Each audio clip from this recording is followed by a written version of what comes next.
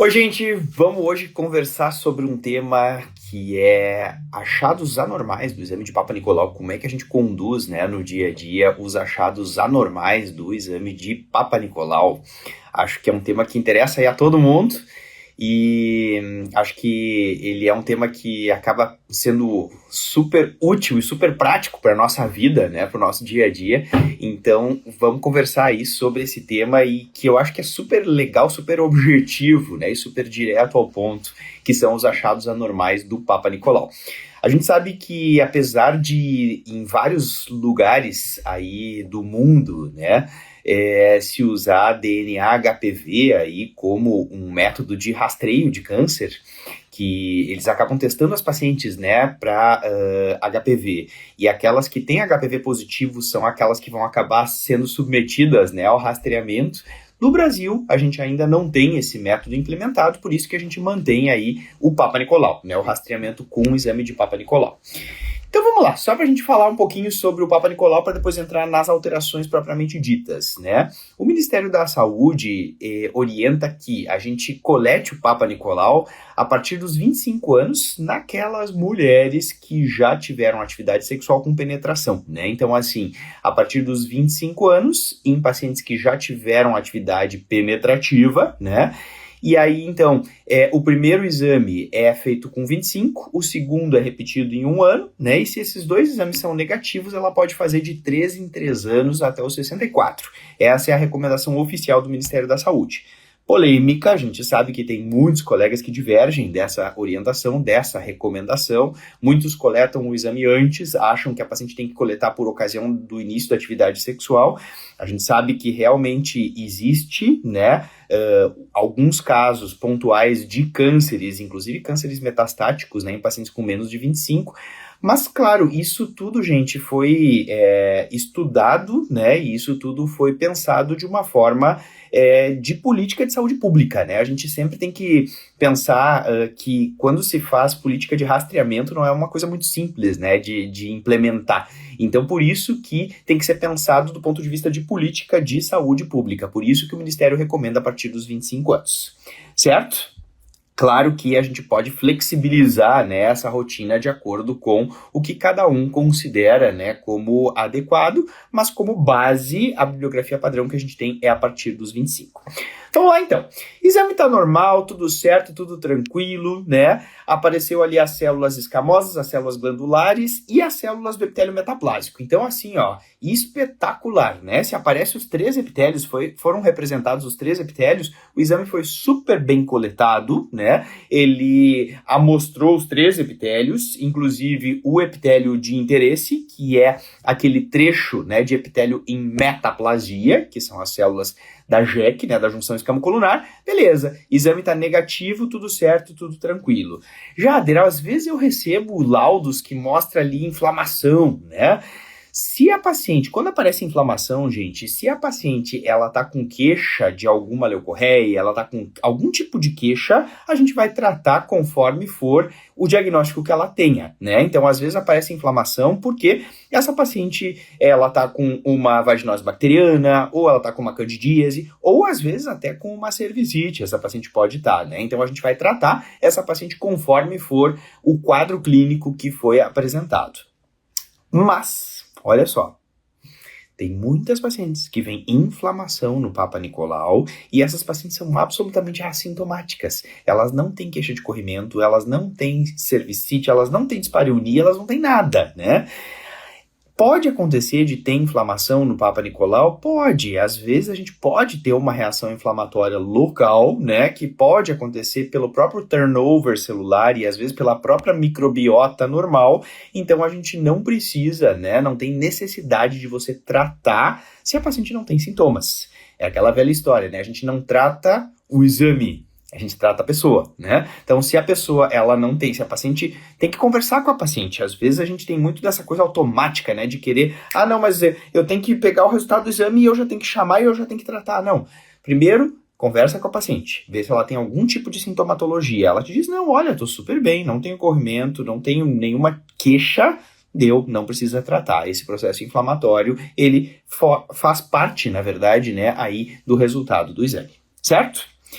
Que mais que pode aparecer? Às vezes o exame está insatisfatório. Se o patologista laudou que o exame está insatisfatório, geralmente são aquelas coletas que tem pouca celularidade, ou às vezes o material está dessecado, às vezes a gente, é aquela coisa, né, coleta, aí às vezes demora para fixar, né, a lâmina fica exposta ao ar muito tempo, e aí às vezes o material acaba ficando ressecado, então se ele laudou como insatisfatório, a gente precisa recoletar. Mas aí vem um ponto que ontem inclusive eu postei nos stories. Se a gente tem um resultado de um Papa Nicolau dizendo que está negativo para malignidade, mas que só pegou o epitélio escamoso, certo? Pode acontecer inúmeras vezes. Quantas vezes a gente vê isso, né? Epitélios representados, apenas o escamoso. Ah, Jader, aí tem que repetir, porque eu não peguei, na verdade, aquela parte de interesse, né? Que seria a JEC.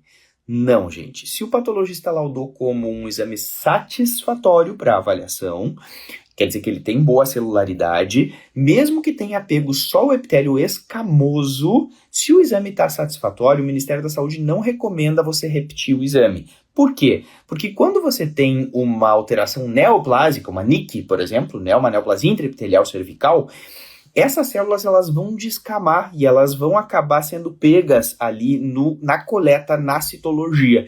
Então, por isso que o Ministério da Saúde não recomenda que a gente faça recoleta quando não tem aí representatividade da junção escamocolunar. Certo? Se o exame está satisfatório, foi laudado como satisfatório para avaliação, você pode orientar a paciente que ela pode repetir o exame em 1 ano, né? A orientação é essa, ela repete o exame em 1 ano, e se eu tenho 2 exames com intervalo de 1 ano negativos, mesmo que não tenha representatividade da JEC, essa paciente ela pode ser encaminhada para a rotina trienal, né? Que seria a periodicidade aí que o Ministério da Saúde coloca. Certo? Tranquilo? Tudo certo até aqui. Jader, e quando vem os achados alterados? Por exemplo, vamos começar com o mais comum, que mais a gente vê no nosso dia a dia, todos nós, né? Ascos, atipias em células escamosas, em que é de significado indeterminado, né? Possivelmente não neoplásicas, o famoso ascos. Gente, o ascos, ele é um achado extremamente frequente, extremamente comum nos laudos de colpocitologia oncótica. E aí a gente vai ter ali aquelas alterações que podem ser por um desequilíbrio de microbiota vaginal, pode ser que seja por um efeito citopático do HPV, né? A paciente pode ter o vírus HPV causando um efeito citopático e isso não causou nenhum tipo de neoplasia, né? Mas é muito raro que essa paciente tenha algum tipo de neoplasia intraepitelial cervical. Então o ascos muito raramente corresponde aí a uma neoplasia intraepitelial cervical, especialmente as que são de interesse, né, que seria as de alto grau, NIC2 e NIC3, certo? Então, qual é a conduta? A conduta é a gente explicar para a paciente que deu uma alteração nas células, que muitas vezes é por um processo inflamatório benigno, ou às vezes por algum tipo de vulvovaginite. A gente vai conversar com ela, ver se ela não está com alguma queixa, algum sintoma. Vamos tratar essa paciente se ela tiver algum sintoma. E se ela tiver entre 25 anos e 30 anos, na verdade é 25 anos e 29 anos e 11 meses, a orientação é você repetir o exame em 1 ano. Puxa, mas 1 ano só? 1 ano só. Tá, mas e quando ela tem 30 anos ou mais? Quando ela tem 30 anos cravadinhos ou mais, aí a orientação é você repetir o exame em 6 meses. Mas por que isso? Por que a gente repete o exame, faz conduta conservadora e não manda essa paciente para colposcopia? Justamente porque dificilmente, muito dificilmente, em medicina a gente nunca pode falar nunca, né? Mas muito raramente uma paciente com ascos vai ter aí uma NIC2 ou NIC3. Muito raramente. Então, por isso que justifica você fazer conduta conservadora.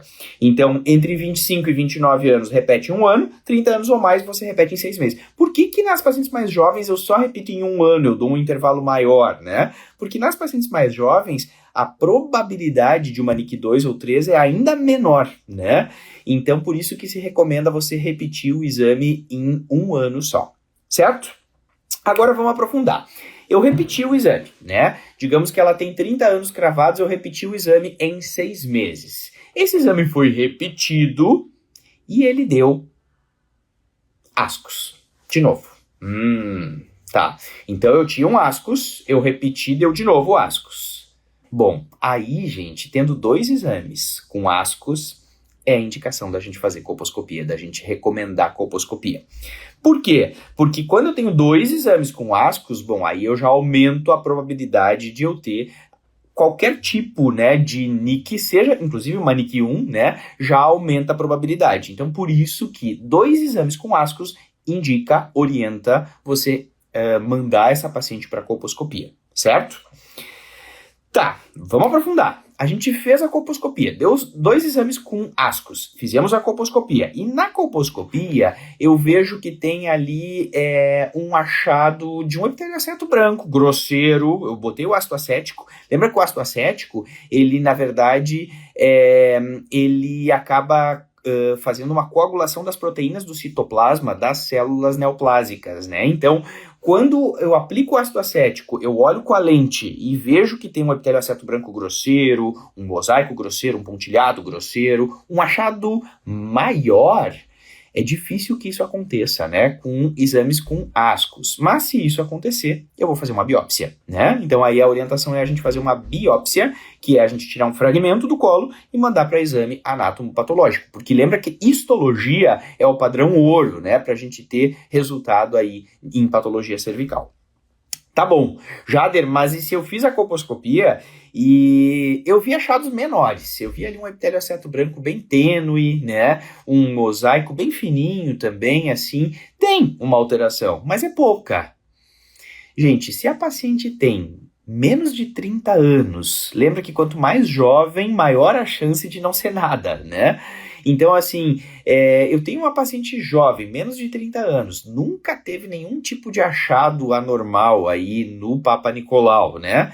Essa paciente com achado menor na colposcopia nem precisa ser biopsiada. A orientação é a gente repetir o exame em 6 meses, certo?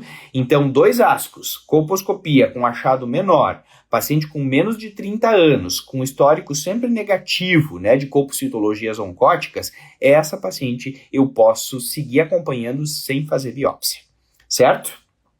Entendido? Então tá, beleza, Jader. Então quer dizer que se tiver achado maior eu biopsio, se tiver achado menor na colposcopia eu não preciso biopsiar se ela tem histórico negativo e menos de 30. Mas se ela tem mais de 30 anos, né, já é uma paciente que entra naquela faixa etária de maior risco, tem achados menores na colposcopia, eu acho que aquilo ali provavelmente seja uma NIC 1. Bom, se a paciente tem mais de 30 anos, aí o Ministério da Saúde recomenda que você faça a biópsia, né? Porque aí a gente já começa a aumentar um pouquinho mais o risco de qualquer tipo de neoplasia. Então aí, nesses casos, o Ministério da Saúde recomenda que a gente faça a biópsia, mesmo que o achado colposcópico seja um achado menor, né? Seja um mosaico fino, um pontilhado fino ou ainda um epitelioceto branco bem tênue. Certo? Beleza, gente? Ficou claro? Ô Jader, mas e se eu repetir o exame em 6 meses, né, e deu negativo? O exame deu negativo. Tinha dado um ascos, eu repeti em 6 meses, deu negativo. Eu jogo a toalha, digo para a paciente que ela pode voltar para a rotina? Não, eu ainda vou fazer mais um em 6 meses. Então, assim, eu repeti o exame, né, deu normal, faz mais um. Eu tenho que ter 2 exames negativos para que ela possa voltar para aquela rotina de 3 em 3 anos, né? Então, a gente... é aquela história do 2 e 2, né? Grava assim, tem que ter o 2 e 2. Para você indicar colposcopia, tem que ter 2 ascos. 2 citologias com ascos. E para você dizer para a paciente que ela pode voltar para a rotina, eu tenho que ter 2 negativos, depois de ter tido um ascos, né? Então, teve um ascos... Fez um, deu negativo, opa, legal, deu negativo, mas eu ainda tenho que fazer mais um em 6 meses. Deu de novo negativo, fechou. Essa paciente pode voltar para a rotina de 3 em 3 anos. Certo? Entendido? Temos uma pergunta aqui, ó, vamos ver, ó. A Mari pergunta assim, ó, eu faço colposcopia e vejo com frequência ascos em pós-menopausa. Tem correlação? Boa, Mari.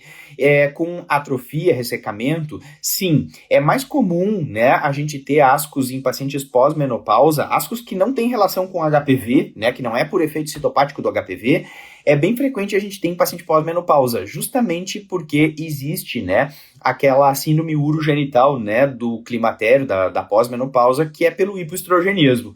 Então, nessas pacientes, a gente recomenda que se deu um ASCOS, né, então o Ministério da Saúde recomenda que antes de você coletar de novo o exame, você vai orientar a fazer em 6 meses, né? Então, quando ela voltar, um pouco antes, você faz aí um estrogênio tópico, um estrogênio vaginal, para que a gente corrija, né, aí essa síndrome urogenital, e aí você coleta o exame e a probabilidade, né, de dar um ASCOS vai ser menor, caso o ASCOS tenha sido motivado pela atrofia, certo? Então, por isso que é recomendado, sim, você estrogenizar essa paciente pós-menopausa. Muito boa a sua colocação.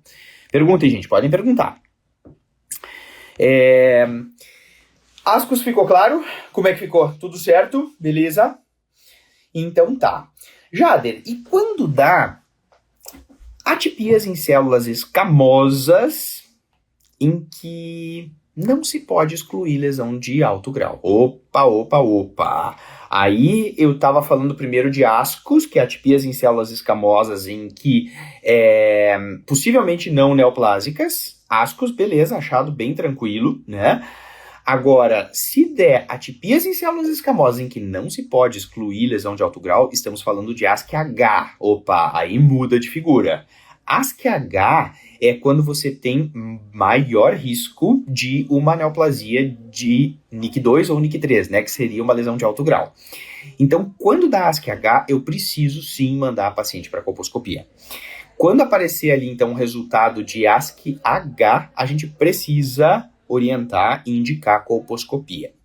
Tá bom, beleza. Fizemos colposcopia, encaminhamos a paciente para colposcopia, e ali na colposcopia tem um achado maior, né? Nessa colposcopia ali tem um achado maior. Digamos que tem um epitélio aceto branco grosseiro, um pontilhado grosseiro, tem alguma área ali que é muito sugestiva de uma NIC2-3. Gente, quando é ASC-H, a gente tem duas condutas que podem ser feitas. Ou você pode fazer uma biópsia dessa área, né, desse achado maior, para ter o diagnóstico histológico, ou você pode fazer a mesma conduta que a gente faz na lesão de alto grau, quando a citologia dá lesão de alto grau, que é o famoso see and treat, né, o ver e tratar. O que é isso? Eu tenho ali um achado colposcópico maior, um epitélio aceto branco bem grosseirão, aquele brancão ali que grita aos nossos olhos, né? E deu um ASC-H na colpocitologia oncótica, eu posso indicar o ver e tratar, posso indicar o see and treat. O que é? A excisão da zona de transformação. A gente vai pegar a alça de cautério e vai fazer a retirada, né, a excisão da zona de transformação.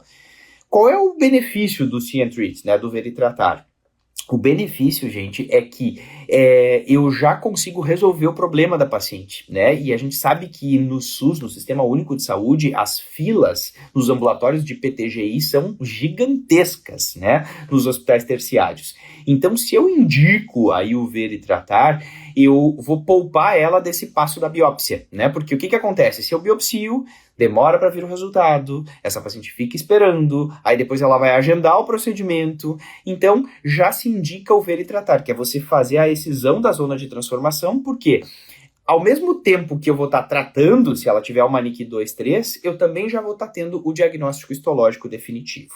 Mas também não está errado fazer biópsia, eu posso fazer a biópsia também, certo? As duas condutas são permitidas conforme a orientação do Ministério da Saúde. Certo? Tranquilo, gente? Então, ASCOS e ASC-H ficou tranquilo? Qualquer coisa me perguntem, tá? Tô de olho aqui nos comentários, vocês podem me perguntar, beleza? Maravilha. A Mari falou que ok, show. O Jonatas também, maravilha. Qualquer coisa me perguntem. Bom, então tá. Entendi bem, Jader. Ficou claro o ASCOS e o ASC-H. Agora, quando vem no resultado do Papa Nicolau, lesão de baixo grau. Isso é bem frequente também. Vem lá, lesão intraepitelial escamosa de baixo grau, né? Que, na verdade, assim, citologia é lesão de baixo grau, né? NIC1, na verdade, a gente só fala NIC1 quando a gente tem diagnóstico histológico, mas a gente sabe que uma lesão de baixo grau na colpocitologia oncótica, no Papa Nicolau, muito provavelmente vai corresponder a uma NIC1 histológica, certo? Tá. que tem que fazer quando eu tenho uma lesão de baixo grau? Gente, lesão de baixo grau, a conduta é você repetir o exame em 6 meses. Ah, mas e se ela tiver entre 25 e 29 anos? Que no ASCUS a gente repete em 1 ano. Na lesão de baixo grau, não tem isso. Cuidado, isso aqui eles gostam muito de... Quem vai prestar prova, eles gostam muito de usar essa pegadinha aí para fazer vocês errarem questão, porque confunde, né? Às vezes os dois. Então não esquece, quando for lesão de baixo grau, não tem essa coisa de a gente escalonar a idade da paciente. A paciente que deu lesão de baixo grau, repete em 6 meses. Ah, mas ela tem só 25 anos. Repete em 6 meses, certo? Então, independentemente se ela tem 25, se ela tem 28, se ela tem 30, você vai repetir em 6 meses se for uma lesão de baixo grau, certo? Tá, eu repeti em 6 meses e deu, de novo, uma lesão de baixo grau. 2 exames com lesão de baixo grau indica colposcopia. Então, eu vou ter que fazer colposcopia nessa paciente, certo? Tem achados colposcópicos? Biópsia, né? Eu vou fazer a biópsia e aí, conforme o resultado da histologia, eu vou definir se essa paciente vai fazer uma excisão da zona de transformação ou não vai fazer. Certo? Tá, beleza, Jader, eu entendi. Mas assim, ó, e se essa paciente que deu uma lesão de baixo grau, na prática, a gente sabe que muita gente acaba coletando em paciente com menos de 25, né? Eu sei, Jader, que tem essa recomendação do Ministério da Saúde, a gente vê bastante nas nossas discussões, inclusive aqui no canal, né, da AFIA GO Papers. Quando eu estou atendendo, eu coleto de paciente de 22, às vezes a paciente começou a vida sexual com 14 anos, quando ela está lá com 22 eu vou coletar, né? Eu não me sinto seguro, não me sinto segura em não coletar. Tá bom, ela tem 22 e você coletou e deu um exame com lesão de baixo grau. O que você vai fazer? Ah, eu vou repetir em 6 meses. Olha o que o Ministério da Saúde diz, gente. Que em menores de 25 anos, se deu lesão de baixo grau, você deve repetir o exame em 3 anos. Caramba! Pois é, eles recomendam que você repita o exame em 3 anos, se ela for menor de 25. Do tipo, aquela coisa, não era para ter coletado, né? Se deu uma lesão de baixo grau, você repete em 3 anos. Mas, Jader, o que justifica? Qual é o embasamento científico, né? Para a gente repetir o exame só em 3 anos? Gente, o embasamento científico é que tem vários quesitos, né? O primeiro é que em menores de 25 anos, a gente sabe que as neoplasias intraepiteliais cervicais, elas têm uma probabilidade maior de regressão espontânea, porque essas pacientes recém estão fazendo aí aquela reação imunológica, né, aquela resposta imunológica ao HPV, então a chance de regressão espontânea é muito maior nas menores de 25. Esse é um ponto. O segundo ponto, menores de 25 anos costumam ter mais falsos positivos dos exames. Então é mais comum você ter um exame alterado, um Papa Nicolau alterado numa paciente com menos de 25 anos e isso ser um falso positivo do que se você pegar uma mulher de 35 anos, por exemplo, né? Então, por isso que a chance, né, de ser um falso positivo do exame é maior nas menores de 25 anos. Então, primeiro que elas têm regressão espontânea maior, segundo que as taxas de falsos positivos nessas pacientes também são maiores, e terceiro que a gente sabe que são pacientes que têm vida reprodutiva pela frente. E os procedimentos que a gente faz no colo, por mais que seja um cafezinho, às vezes a gente vê no dia a dia, né, os colegas dizerem isso, não, mas é um cafezinho só, né, leve que a gente vai fazer ali. Vai mexer na arquitetura desse colo. E esse cafezinho que você vai fazer pode fazer essa paciente ter uma incompetência istmo-cervical no futuro.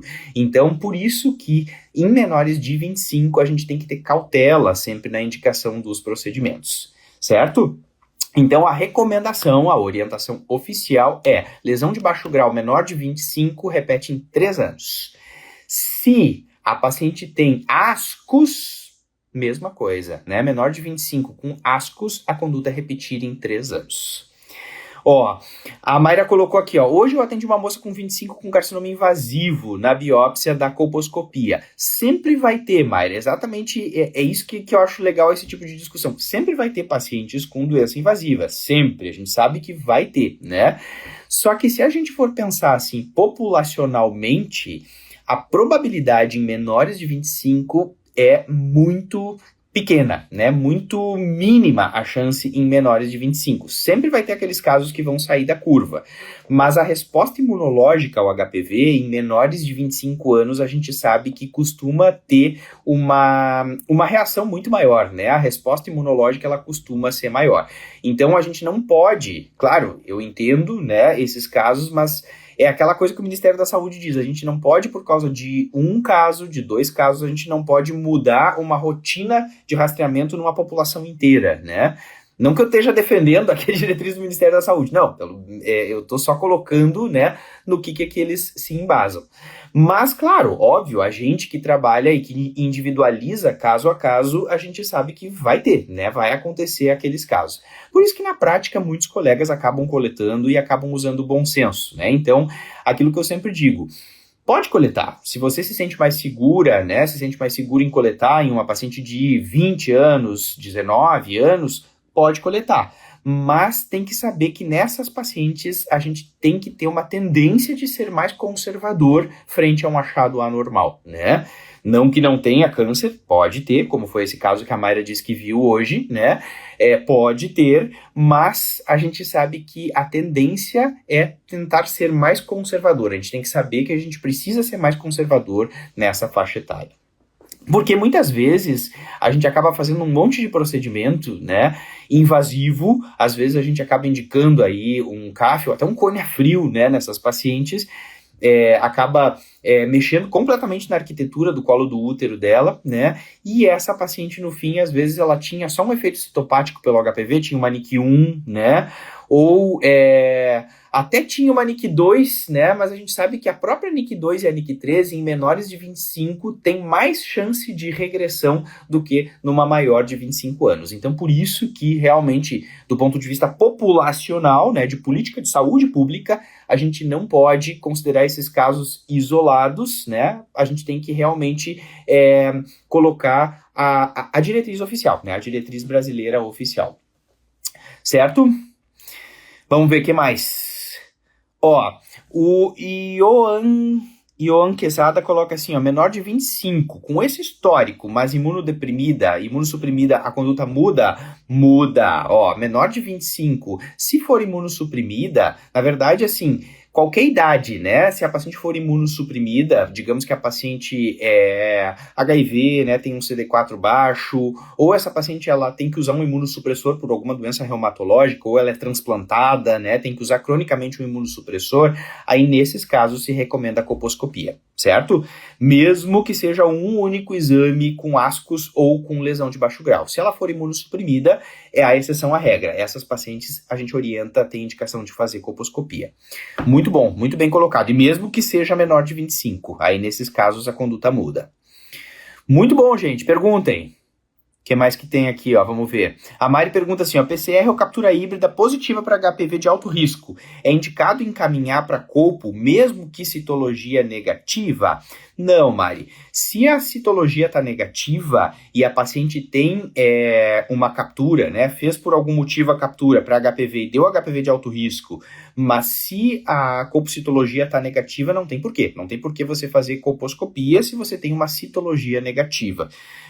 A maioria, na verdade, das pacientes, né, que tem HPV de alto risco não vão ter nada, né? A maioria, elas vão conviver com HPV pro resto da vida, né? E elas não vão ter lesão de alto grau.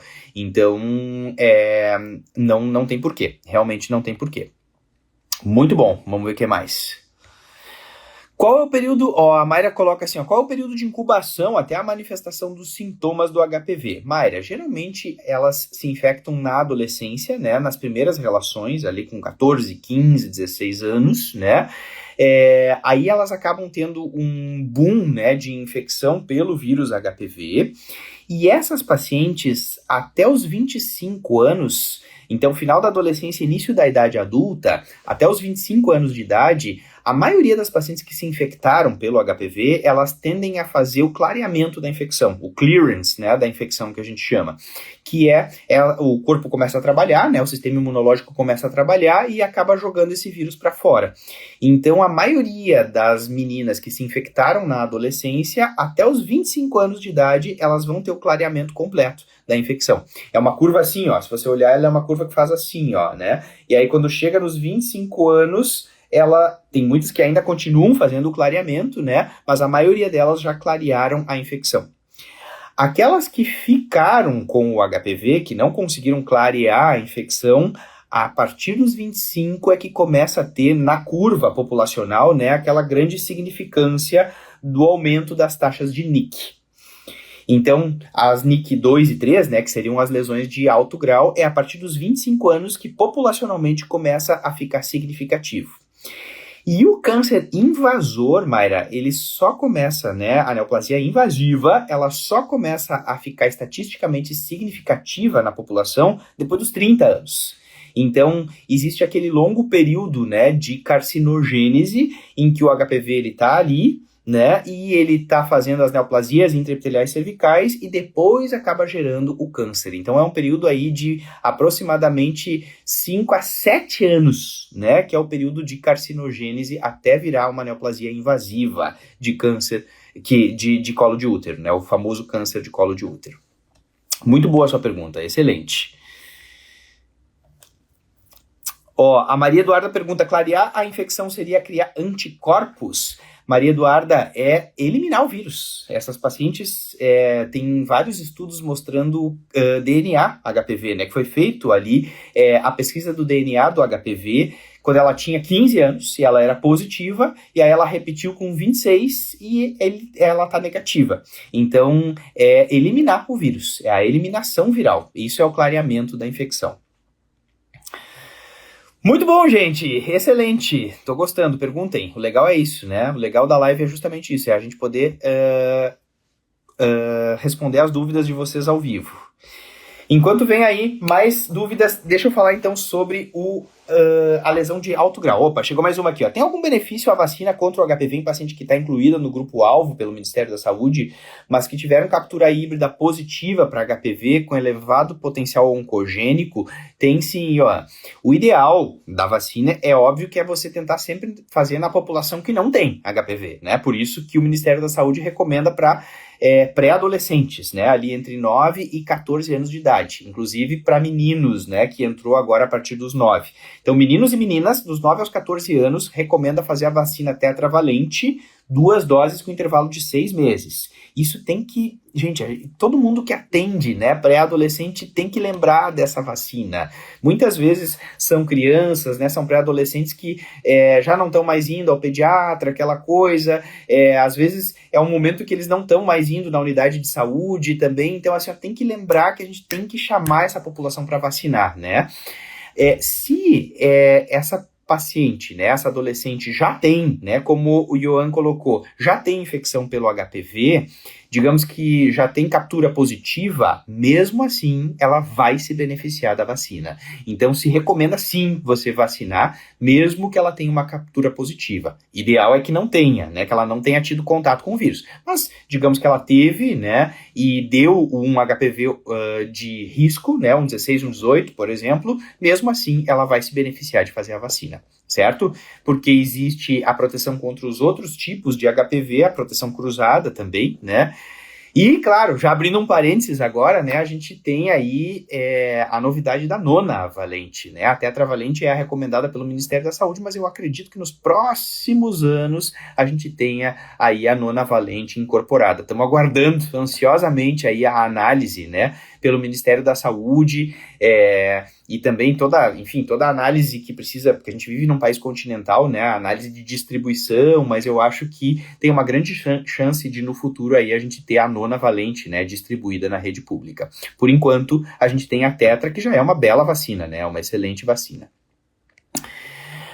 Muito bem, e a lesão de alto grau? Como é que eu vou manejar a lesão de alto grau? Se eu tenho uma lesão de alto grau, né, digamos que eu recebi ali o laudo do Papa Nicolau e deu ali uma lesão de alto grau. Bom, se deu lesão de alto grau, tem chance de ter NIC 2, NIC 3. Pode ser falso positivo? Pode, né? Mas aí eu já tenho um risco maior, né, de ser uma NIC 2 ou uma NIC 3. Se deu lesão de alto grau, gente, tem que fazer colpo. Ah, mas se ela tem 20 anos, tem que fazer colpo. Deu lesão de alto grau, tem que indicar colposcopia. Tá, indiquei colposcopia. Tem achado maior, tem ali aquela placa enorme de epitelioaceto branco, aquele mosaicão feio, né? O que eu vou fazer? Eu vou fazer o ver e tratar, eu vou fazer o see and treat. Por que eu vou fazer o see and treat? Porque se eu tenho um achado maior, a citologia já deu que é uma lesão de alto grau, né? E eu tenho uma colposcopia que tem achado maior sugere NIC 2, 3. Não tem por que você ficar fazendo uma biópsia, ela espera o resultado da biópsia, onera o sistema, demora, engrossa mais a fila, né? Então, assim, a gente precisa realmente pensar também em fluxo, né, dos ambulatórios, especialmente na rede pública de saúde no Brasil. Então, a gente precisa indicar o see and treat, o ver e tratar. Você encaminha essa paciente para a excisão da zona de transformação, que aí, ao mesmo tempo que você vai estar já fazendo o diagnóstico definitivo, né, tendo aquela peça de colo de útero que vai me dar o resultado definitivo, eu também, ao mesmo tempo, já vou estar fazendo o tratamento. Então, eu faço diagnóstico e tratamento ao mesmo tempo, certo? Ah, Jader, mas e digamos que não era nada, era um falso positivo. Veio só uma cervicite crônica com metaplasia escamosa na peça, né? Pode acontecer, com certeza isso pode acontecer. Mas é aquela coisa, né? Nesses casos de lesão de alto grau, vai ter sido um sobretratamento, mas justifica. Na lesão de alto grau, justifica. Mas atenção, justifica se ela tiver mais de 25 anos. Tá, então se ela tiver menos de 25, eu não faço see and treat. Não faço. Tá, mas aí o que eu faço se ela tem menos de 25? Digamos que assim, ó, ela tem 20. E eu fiz ali um Papa Nicolau, deu lesão de alto grau. Eu tive que encaminhar para colposcopia, mesmo ela tendo 20 anos. E deu ali um epitelioaceto branco bem grosseirão. Eu acho que essa menina tem um NIC 2, 3. Não é comum nessa faixa etária, mas eu acho que ela pode ter, porque tem um achado maior. Gente, se for menor de 25, a gente vai fazer biópsia. Por que a gente vai fazer biópsia? Primeiro porque eu posso ter falso positivo da colposcopia nessa faixa etária, pode ser só um efeito citopático do HPV, então eu preciso confirmar com histologia. E o segundo, agora a parte mais importante, cada vez mais a gente está tendo mais trabalho, mais estudo, mostrando que nas pacientes com NIC 2, 3, menores de 25 anos, as taxas de regressão espontânea são maiores. Tá, mas aí ela pode ter ali uma NIC 2 ou uma NIC 3 e regredir espontaneamente ou fazer manejo conservador disso? Pode. As menores de 25, gente, elas têm uma chance maior de regredir. Tem estudos, inclusive, mostrando que foram acompanhadas. Tem um estudo que eu li recentemente, que foi um estudo da Inglaterra, do Reino Unido, que eles acompanharam pacientes com menos de 25 anos com NIC 2, 3, e eles encontraram uma taxa de 60% a 70% de regressão espontânea de NIC 2, 3 em menores de 25. Então, gente, cada vez mais a gente tem orientado conduta conservadora se ela for menor de 25 anos. Óbvio, lógico, ululante que isso precisa ser uma decisão compartilhada com a paciente. A gente tem que explicar para ela os riscos e os benefícios. Os benefícios é a gente não ter risco, prejuízo obstétrico futuro, né? E o risco seria uma evolução para uma neoplasia invasiva, né? Então, por isso que essa paciente ela tem que estar ciente que ela tem que voltar em 6 meses, não dá para ela simplesmente desaparecer, né? Então, tem que ser aquela paciente que você sabe que vai voltar, que é orientada, né? Aquilo que a gente sempre diz, a paciente tem que ser bag mucklock, né? Ela tem que ser orientada, ela precisa estar ciente, tem que ter entendimento e ela precisa saber que ela tem que voltar. Tem que ser aquelas pacientes que você sabe que vai voltar, né? em 6 meses. Essas pacientes a gente pode fazer conduta conservadora, caso ela realmente concorde também. E a tendência, é uma tendência mundial que cada vez mais se faça conduta conservadora em NIC2, 3 em menores de 25, certo? Que aí dessa forma eu tenho uma chance do próprio organismo dela resolver o problema, né? E ao mesmo tempo também eu não prejudico o futuro obstétrico dessa paciente. Certo, gente? Entendido? Maravilha. Sim, o protocolo do Ministério da Saúde não diz para não coletar antes dos 25, só dos 25 a 64? Sim, diz para coletar só a partir dos 25. Mas caso alguém tenha coletado e deu uma lesão de alto grau, aí a gente não pode fechar os olhos para isso, a gente vai ter que encaminhar essa paciente para colpo. Certo? Rodrigo pergunta, até na nuligesta jovem, justamente, na nuligesta jovem, Rodrigo, essa é a paciente essa é a principal paciente que a gente vai pensar num tratamento conservador. A Ângela pergunta aqui, lesão de baixo grau persistente, sem achados maiores na colposcopia, apresenta lesão intraepitelial de baixo grau. Se essa paciente mantém uma lesão de baixo grau, a gente recomenda, o Ministério da Saúde, Ângelo, recomenda você repetir o exame semestralmente na NIC1, né? Você tem uma NIC1, uma lesão de baixo grau. Você acompanha essa paciente de 6 em 6 meses por 2 anos, por até 2 anos. Se em 2 anos não teve regressão espontânea da lesão de baixo grau, o que o Ministério diz? Assim, que você pode individualizar a conduta. Conversa com a sua paciente, diz, olha, não está tendo regressão. Temos 2 caminhos. Ou a gente pode fazer uma excisão da zona de transformação, ou, se você estiver disposta, a gente pode seguir acompanhando, né? Dá para a gente seguir acompanhando essa paciente, porque a gente sabe que tem algumas pacientes que levam mais de 2 anos para regredir a NIC1, a lesão de baixo grau. Então, dá para fazer em decisão comparte. Cada vez mais está entrando isso, e eu vou dizer para vocês que eu tenho achado espetacular isso, né? Porque eu acho que cada vez mais a gente está munindo as nossas pacientes de conhecimento e cada vez mais as pacientes elas estão participando das decisões, né? E nós não somos os donos da verdade. A gente pode expor para as pacientes os riscos e os benefícios e a paciente, junto com a gente, em decisão compartilhada, optar. Não, olha, eu tô há 2 anos já com essa lesão de baixo grau, já tenho filhos, não quero engravidar de novo, então eu prefiro fazer a excisão da zona de transformação. Beleza, vamos lá e a gente faz o procedimento. Agora, se a paciente disser, não, eu não quero ter chance de incompetência cervical, de ter abortamento, de ter trabalho de parto pré-termo, né? Não quero estar fazendo cerclagem depois quando eu engravidar, ter risco, né, de estar fazendo cerclagem.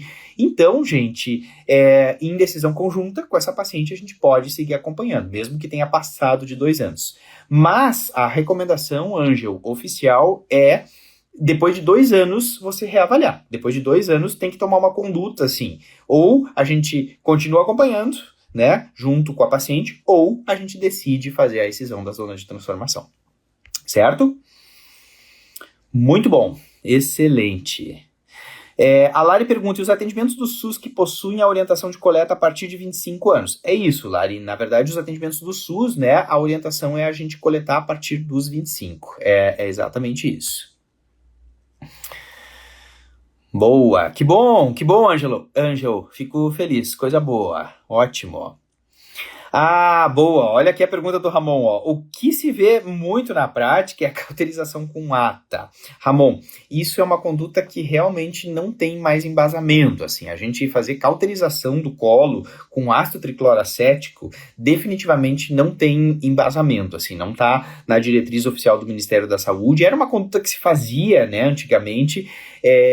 Se vocês pegarem, inclusive up-to-date, né, eles vão dizer que é uma conduta que não se recomenda. Aplicar ácido no colo, né, para uma NIC1, que seria um tratamento de cauterização, né, assim, a gente vai estar oferecendo, na verdade, uma cauterização química, né, para paciente. Não tem nenhum tipo de justificativa a mais a gente fazer isso.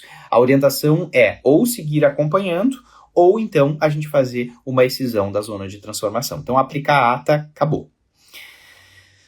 Certo? Dúvidas, gente? Como é que ficou? Ficou claro?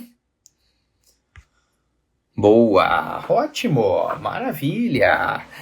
Faltou só um, né, pra gente finalizar, que são as atipias em células glandulares. Esse aqui também é mais raro da gente pegar, mas às vezes aparece e eu vejo que às vezes tem muita gente que se atrapalha, né, quando aparece as atipias em células glandulares. Às vezes até os próprios citologistas colocam pra gente assim, atipias em células glandulares de significado indeterminado, né, o Agus. Gente, primeira coisa, Agus não se fala mais, tá? Então não existe mais Agus. Não se fala mais atipias em células glandulares de significado indeterminado. É atipias em células glandulares, AGC, essa é a sigla, né? Se a gente for pegar Bethesda, é AGC, atipias em células glandulares. Ministério da Saúde também coloca AGC, atipias em células glandulares. Sempre, sempre tem que ir atrás. Não é um achado que a gente pode ficar tranquilo. Atipias em células glandulares, sempre que tiver atipias em células glandulares, eu preciso indicar colposcopia, mesmo que seja uma menor de 25. Então, atipias em células glandulares vou dizer para vocês que é um dos achados mais graves que a gente tem, até mais do que lesão de alto grau, né? Atipias em células glandulares abre um leque para a gente pensar tanto em uma NIC2-3, quanto em um adenocarcinoma de colo de útero. Lembra que o adenocarcinoma ele surge lá no canal endocervical, é um tipo histológico, né? O segundo tipo histológico mais frequente de câncer invasor de colo uterino. E também tem que lembrar que, às vezes, quando eu tenho atipias em células glandulares, eu posso ter um câncer de endométrio.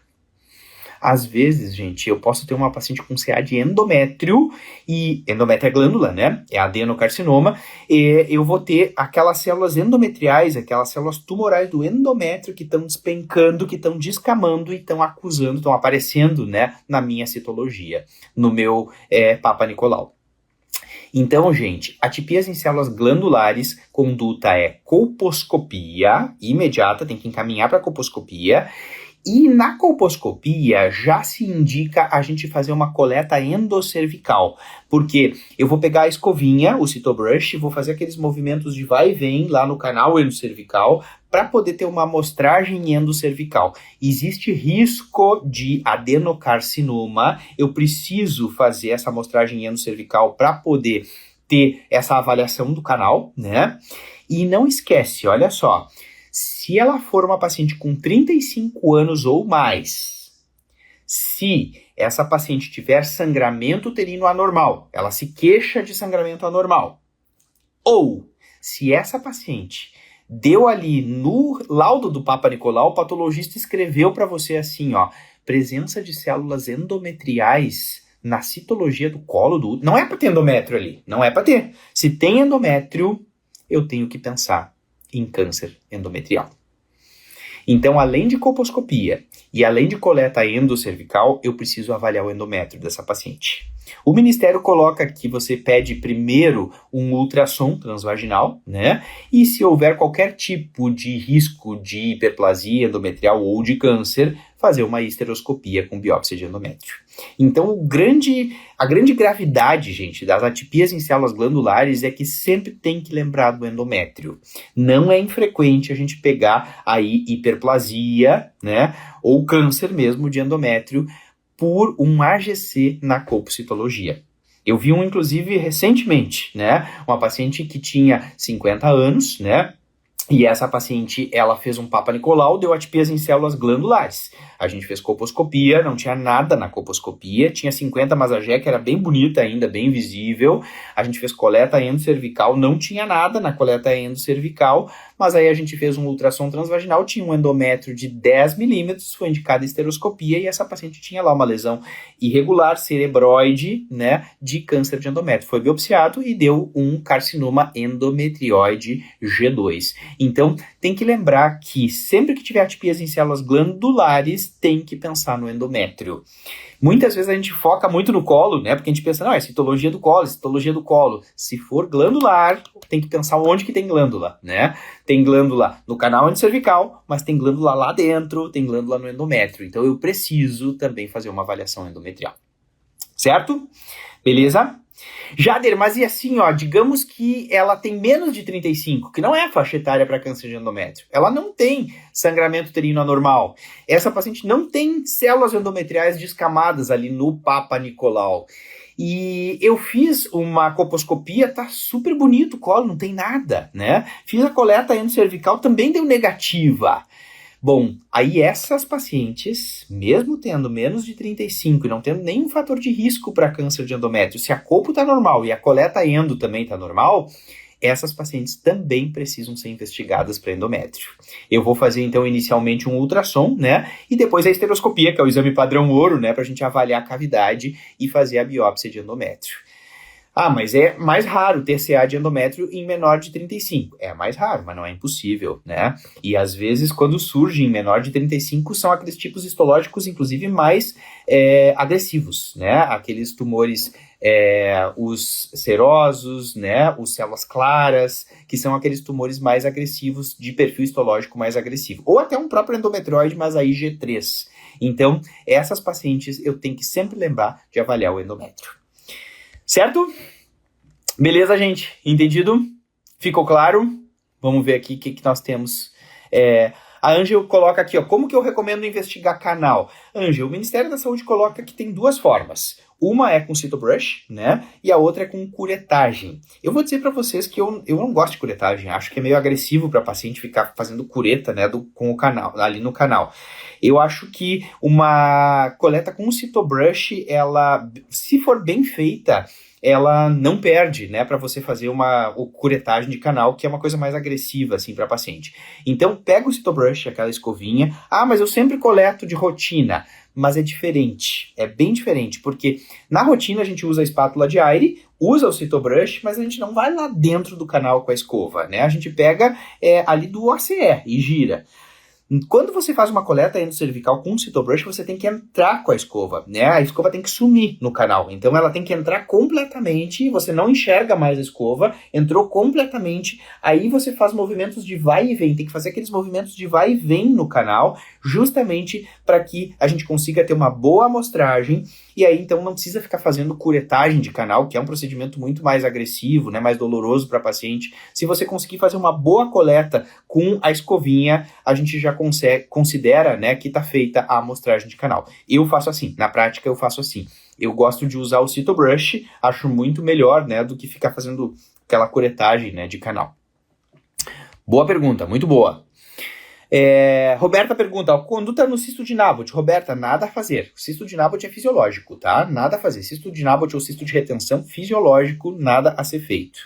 A Larissa pergunta assim, ó, sobre a não realização por 3 anos. Caso a paciente tenha realizado por 2 anos consecutivos sem lesão, o que justifica esses 3 anos sem surgir alteração?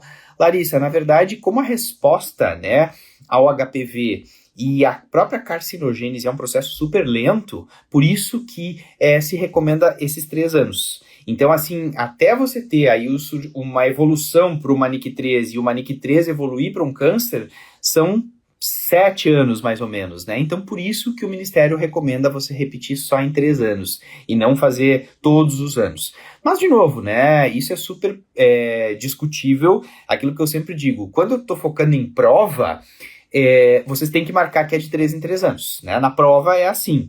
Agora, na vida a gente usa isso e pode flexibilizar, né? Se você diz, não, eu não me sinto segura, né? Eu quero fazer em menos tempo, acho que tá tudo bem, não precisa fazer certinho todo ano, mas pelo menos em 2 anos eu faço, ok. Eu acho que isso é a beleza da gente ser médico, né? E da gente ser profissional da saúde, é justamente a gente poder usar o nosso julgamento clínico, né? Não, eu acho que essa paciente aqui eu vou coletar em menos de 3 anos. Ok, tudo bem. Mas se a gente for falar de prova, especificamente de prova, a gente vai orientar em 3 anos. Por quê? Qual é a justificativa científica para isso? É o longo período de carcinogênese no colo do útero. Certo? Beleza? Boa! Que bom, gente. Que bom. Ótimo. A paciente com histórico familiar, eu oriento a realização anual. Na verdade, a história familiar ela não tem muita relação com CA de colo, né? Porque colo é relação com HPV, né? Ela na verdade, é um tumor que é induzido, né, pelo vírus HPV, então geralmente não tem muita relação com história familiar, né? O câncer de colo de útero. Diferente de ovário, diferente de mama, né? Que tem sim uma estreita relação com história familiar. Colo de útero é uma reação ao HPV, então geralmente não entraria, assim, né, numa necessidade. O que mais que a gente tem aqui de pergunta, ó? Acho que é isso. Aqui não temos mais. A Adri coloca, pode ficar tranquilo em colher até 65 anos? Pode sim. Depois dos 64 anos, realmente, assim, se a paciente nunca apresentou na vida, né, nenhuma lesão, depois dos 64 anos, a chance dela apresentar é muito pequena, né? Então, assim, depois dos 64 não tem, o Ministério não recomenda mais a gente coletar. Obviamente, né, Adri, se recomenda coletar se ela não tiver, né, exames negativos. Ela tem que ter pelo menos 2 exames negativos nos últimos 5 anos para você dizer assim, não, agora que você fez 64 não precisa mais coletar, certo? Então tem que ter 2 exames negativos e aí sim a gente não coleta mais. A Roberta pergunta, ó, indicação para as pacientes com histerectomia. Roberta, se ela fez histerectomia, foi por patologia benigna, e ela nunca teve NIC2, NIC3, nunca fez uma excisão da zona de transformação, um cone, né, por NIC2, NIC3, então essa paciente sempre teve exames normais, né, e tirou o útero por mioma, digamos assim, por patologia benigna, não precisa mais coletar, não tem mais necessidade de você fazer coleta, aquela coleta de fundo de saco, né, vaginal, não precisa, não existe indicação de você coletar. Tá, mas digamos que essa paciente, ela fez histerectomia por mioma, né, ou por adenomiose, patologia benigna. Mas ela teve no passado, fez um cone no passado, né, uns 10, 20 anos atrás ela fez um cone porque ela tinha uma NIC3. Essa paciente segue coletando. Então, se ela já teve um histórico de uma lesão de alto grau, você tem que seguir coletando de fundo de saco, certo? Então, essa paciente tem indicação.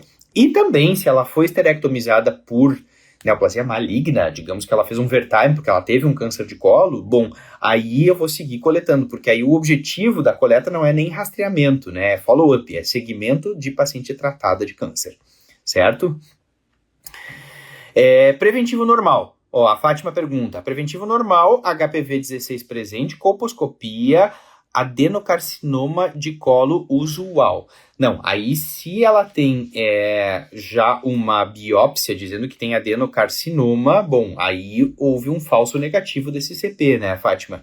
Se ela tem uma biópsia com adeno e deu um CP, uma citologia normal, né, bom, aí com certeza foi um falso negativo aí dessa citologia. Conduta na ectopia. Adri, na ectopia é um processo super normal, né? Então, assim, ó, não precisa a gente fazer nada, né? Se a paciente não tem nenhum tipo de sintoma, nada a ser feito. Não tem que cauterizar a ectopia, nada disso. A ectopia, ela tá presente em até 10% das mulheres, né? E não precisa fazer absolutamente nada.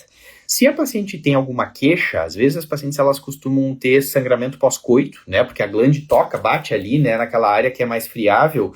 Ou então, como tem glândula, né? Ali às vezes elas têm mucorreia, tem queixa de mucorreia pela ectopia. Aí nesses casos, a primeira conduta é tranquilizar a paciente, né? Muitas vezes, vou te dizer assim, ó, que 60% a 70% dos casos a gente resolve só tranquilizando que é normal. Porque às vezes as pacientes elas acham que elas têm alguma coisa por causa da mucorreia e por causa do sangramento pós-coito.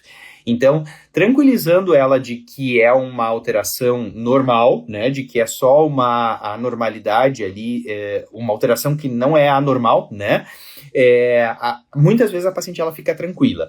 Agora, se ela disser, tá, tudo bem, eu entendo que é uma coisa normal, mas mesmo assim eu tô incomodada, a gente tem a cauterização, que seria uma possibilidade para fazer, e a outra coisa que muitas vezes ajuda, o que predispõe à ectopia é o estímulo estrogênico, né? Então, por exemplo, se ela toma pílula anticoncepcional combinado, você tira a pílula anticoncepcional e propõe para ela para trocar por um DIU, né? Que muitas vezes, se você tira o estímulo estrogênico, essa ectopia, ela acaba diminuindo de tamanho e o sintoma também acaba cessando.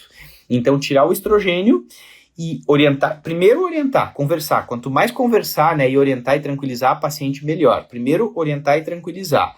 Mesmo assim, ela sabendo que é normal, ela segue se incomodada com isso, tira o estrogênio, né? Propõe usar um método que não tem estrogênio e observa para ver o que vai acontecer. Continua, podemos propor a cauterização. O grande problema da cauterização Adriana, é que a cauterização, ela refaz, né? A ectopia, ela se refaz. Então, às vezes, você cauteriza, a paciente fica bem, assim, por uns 6 meses, e daqui a pouco, refaz a ectopia de novo. É um tratamento que acaba sendo provisório, por um tempo só, né? Depois a ectopia, ela acaba se refazendo. Então, não tem muito que a gente fazer, assim, definitivo para essa paciente, né? A gente tem que ir tentando. Tenta tirar o estrogênio, e aí, se mesmo assim ela continua, a gente pode propor a cauterização. Depois, né, que a paciente entrar, depois dos 40 anos, a tendência das ectopias é irem regredindo depois dos 40, e depois na pós-menopausa ela regride, porque a GEC ela vai para dentro, né, na pós-menopausa. Então, muitas vezes o problema se resolve aí espontaneamente.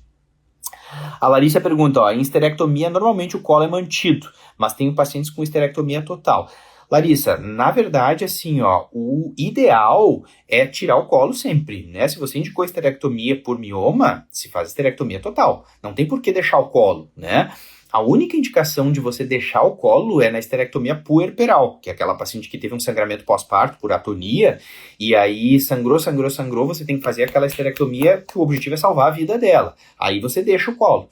Agora, se é uma esterectomia eletiva, por mioma, por pólipo, por adenomiose, não, né, não tem por que deixar o colo. A gente tira o colo, né, porque ele não vai mais ter função, né? Então, assim, aquela história que se acreditava antigamente, né, de que preservava a função sexual, não, função sexual é vagina, gente, não é colo.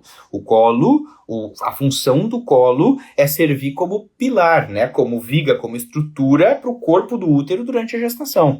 Se não vai mais ter gestação, não tem mais por que ter colo. Então, a gente tira o colo. Certo?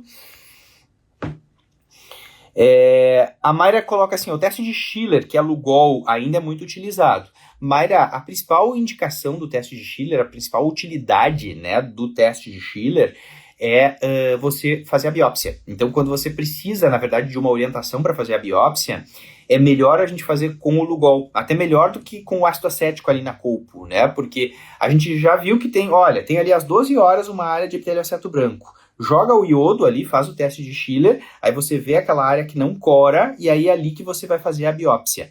Então, a principal utilidade atual do teste de Schiller é orientar a biópsia. Ele orienta melhor a biópsia até do que o ácido acético na colposcopia, né? Então, assim, a gente faz a colposcopia, identifica a área, aí usa o Lugol e faz a biópsia, porque aí a cor te ajuda, né, a colocar a pinça no lugar certo ali para você fazer a biópsia. Então, essa é a utilidade atual do teste de Schiller. Climatério avalia estrogenização antes da coleta, Ângel, só se deu alguma alteração. Se não deu alteração, não precisa estrogenizar, assim, uma paciente que vai coletar e os exames sempre deram normais, né? Não tem porquê, assim, né, a gente fazer a estrogenização. A não ser, claro, que a paciente fique muito desconfortável, ela relate isso, né? Daí você vai individualizar caso a caso.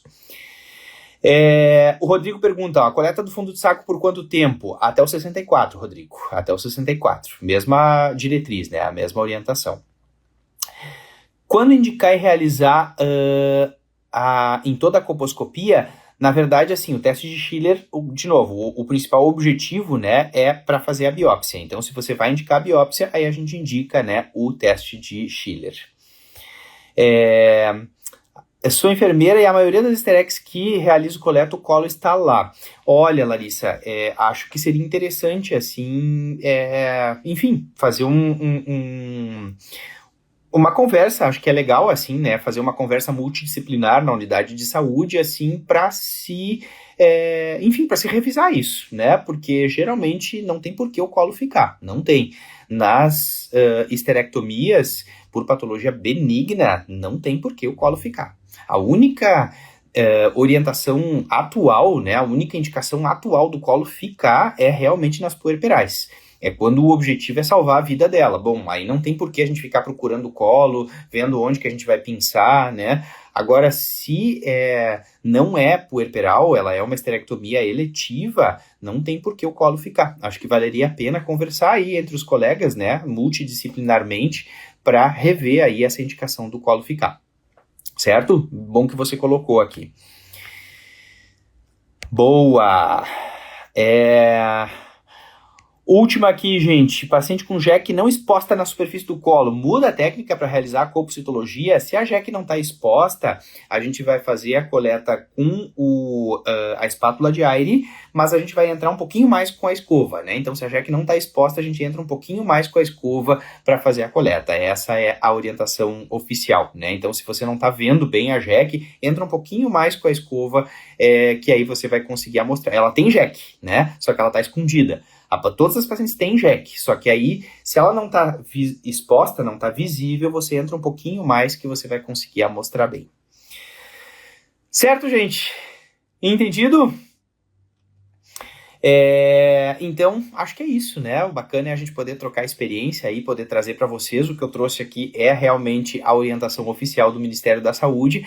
Acho que em patologia do trato genital inferior a gente tem uma grande chance de mudanças nos próximos anos.